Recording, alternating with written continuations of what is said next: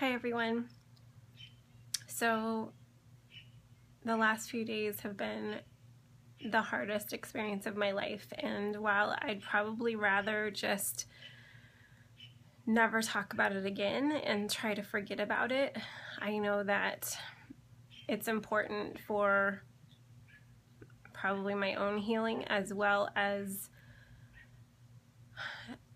it's just important to share this story so that this doesn't have to happen to others. So Thursday was just kind of a normal day. I was home with my two younger boys, and sitter came over. I went to pick up my 8-year-old from Lego camp. He loves Legos.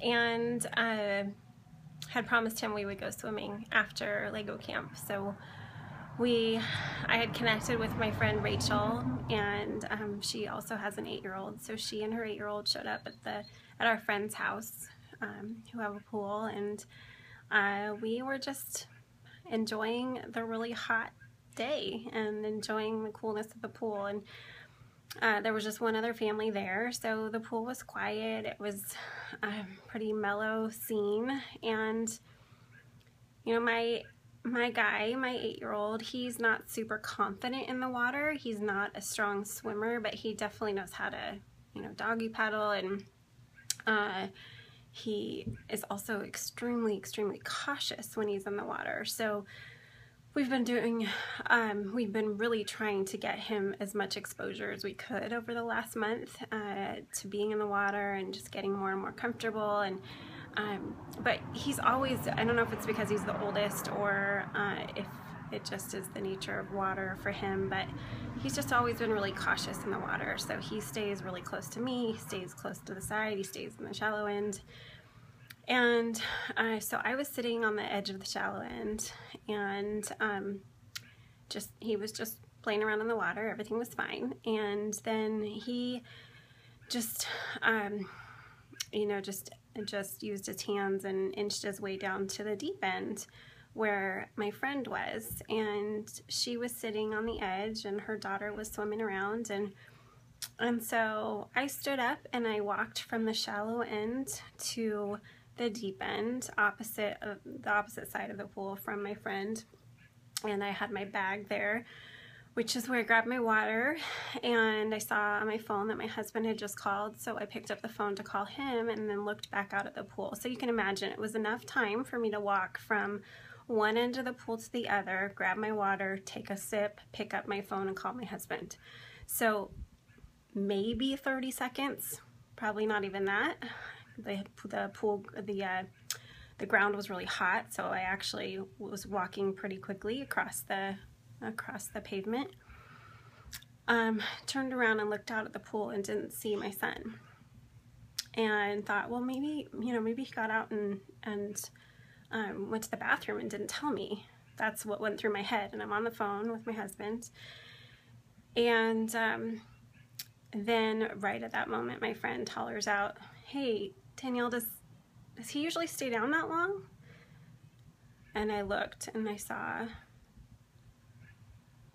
the worst thing you can ever imagine. I saw my son at the bottom of the pool.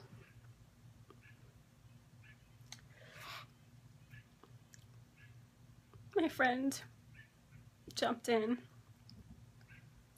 pulled him out with a strength that we know could have only come from God, because she whipped him out of there.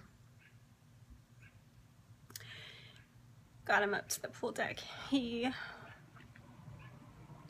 had blue lips, was as pale as could be, and was completely lifeless. We couldn't find a pulse.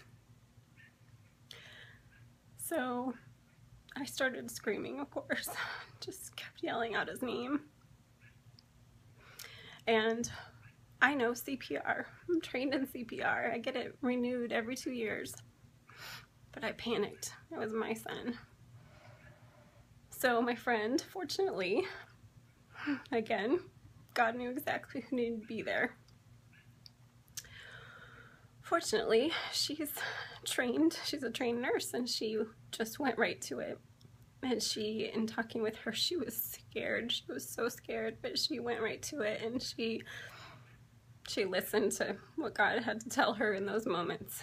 And she started CPR, she did compressions, and she really felt like a pretty clear voice that she was supposed to keep going with compressions instead of start giving him breaths. So she kept going with compressions. And then I was able to give him some breaths after she did about a minute of compressions. I gave him some breaths and we kept going. And after, we think it was about 3 or 4 minutes, he came to.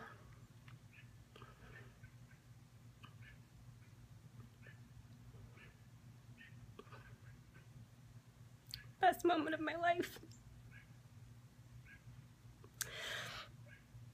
So he came to and started coughing up blood, and was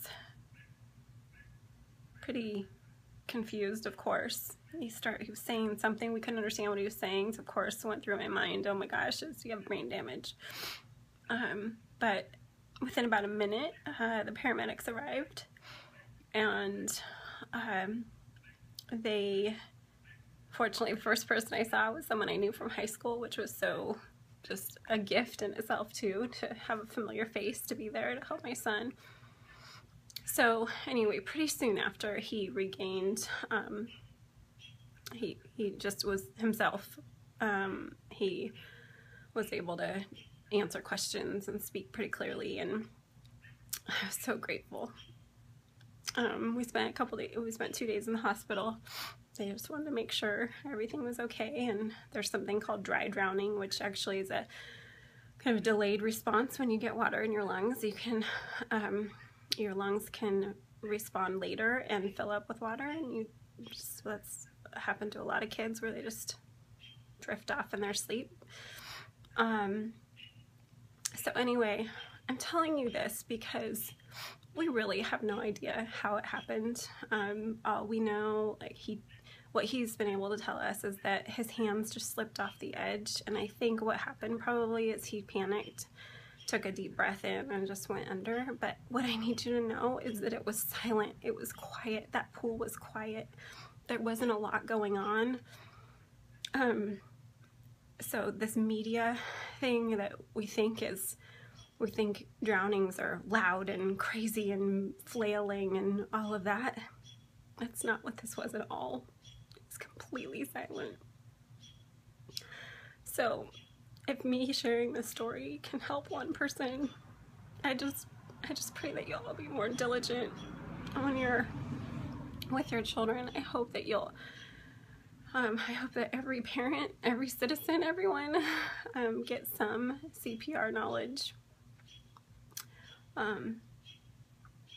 Yeah, so I'm so thankful, so grateful that God saved my guy, and just want